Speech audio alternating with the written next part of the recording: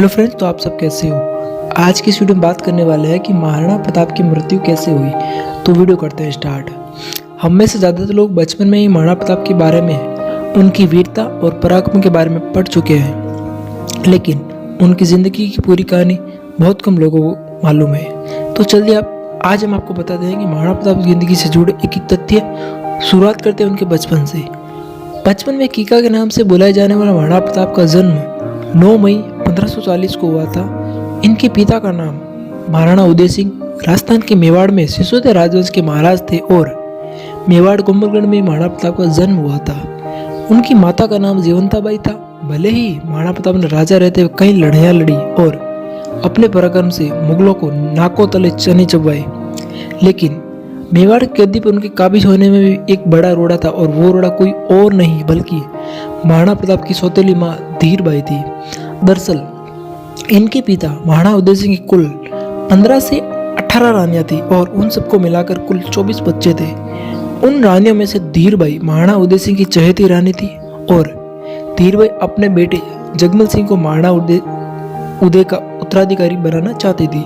अब महाराणा उदय सिंह की पहली पत्नी जीवंताबाई के पुत्र महाराणा प्रताप थे, इसलिए उस समय के नियम के अनुसार अंततः 3 मार्च 1572 को गोकुंडलम में महाराणा प्रताप का राज्याभिषेक हो गया।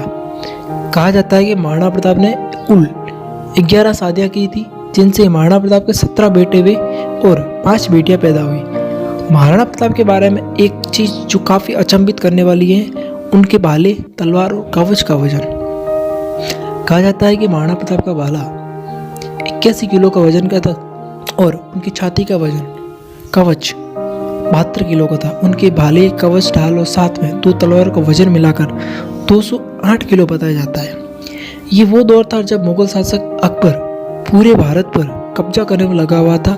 वो दिल्ली की गद्दी पर तो काबिज था ही, लेकिन इसको गुजरात भी जीतना था और गुजरात तक पहुंचने के लिए उसे बीच में पड़ने वाले मेवाड़, राजस्थान का कुछ भाग को अपने कब्जे में लेना था। अब भी मेवाड़ की गद्दी पर महाराणा प्रताप को बैठे हुए ज़्यादा साल नहीं हुए थे कि अकबर के दूत आना शुरू हो गए। उन दूतों ने हर बार महाराणा प्रताप को अकबर के अधीन होकर अपना राज्य चलाने की बात कही, लेकिन हर बार महाराणा प्रताप के अंदर का राजपूताना खून दौड़ने लगता है और महाराणा उन्हें बुरी तरह ना कह देते हैं। एक के बाद एक करके 6 शांति दूत आए और चले गए, लेकिन महाराणा प्रताप झुकने के लिए तैयार नहीं हुए। उनको पता था कि अकबर उनके मुकाबले काफ़ी ज़्यादा शक्तिशाली है, फिर भी उन्होंने हमेशा यही कहा कि राजपूत अपना सिर कटा सकता है लेकिन झुका नहीं सकता है। अब युद्ध की बारी थी, एक ऐसा जिसके बारे में आज भी सुनकर ही लोगों की रूह कांप जाती है कि भारत इतिहास का सबसे खतरनाक युद्धों में से एक है, हल्दी घाटी के युद्ध। इसकी शुरुआत 18 जून 1576 से, यानी महाराणा प्रताप के राज्याभिषेक के सिर्फ 4 साल बाद राजस्थान में गोकुंदा के नजदीक 2 पहाड़ियों के बीच हल्दी घाटी नाम की जगह पर लड़े गए इस युद्ध में एक तरफ से तो थे चित्तौड़ के महाराणा प्रताप, तो दूसरी तरफ थे अंबर के राजा मानसिंह प्रथम, जो कि मुगलों की तरफ से लड़ रहे थे। इस युद्ध में महाराणा प्रताप के पास 20,000 सैनिक थे, जबकि मुगलों के पास 85,000 सैनिक थे। इसके बावजूद महाराणा प्रताप ने हार नहीं मानी और स्वतंत्रता के लिए संघर्ष करते रहे। 3 घंटे तक भीषण संघर्ष के बाद महाराणा प्रताप पूरी तरह घायल हो चुके थे। मुगल सेना उन पर टूटने वाली थी कि उनके एक सिपाही ने महाराणा प्रताप को बचा लिया, जिसका नाम था झाला राणा। दरअसल वो भी राणा प्रताप के साथ ही युद्ध में शामिल थे और वो भी बड़े ही वीर योद्धा थे। दिखने में भी थोड़े वो महाराणा प्रताप के जैसे ही लगते थे। झाला ने हल्दी घाटी में देखा कि राजपूत सेना मुगल फौजों से कमजोर पड़ रही है और मुगल सैनिक राणा प्रताप आक्रमण करने के लिए आतुर हो रहे हैं।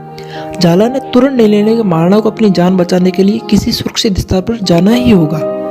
झाला ने तुरंत शाही निशान आदि लेने के लिए महाराणा से अनुमति मांगी और उनसे अर्ज किया कि अब वे अपनी जान बचाए। महाराणा प्रताप की तरह उनका घोड़ा चेतक भी काफी बहादुर था। बताया जाता है कि जब युद्ध के दौरान मुगल सेना उनके पीछे पड़ी थी, तो चेतक ने महाराणा प्रताप को अपनी पीठ पर बिठाकर कई फीट लंबे नाले को पार किया था। प्रताप चेतक पर सवार होकर पहाड़ियों के बीच कहीं दूर निकल गए और मुगल सेना झाला को राणा प्रताप समझकर उस पर टूट पड़ी।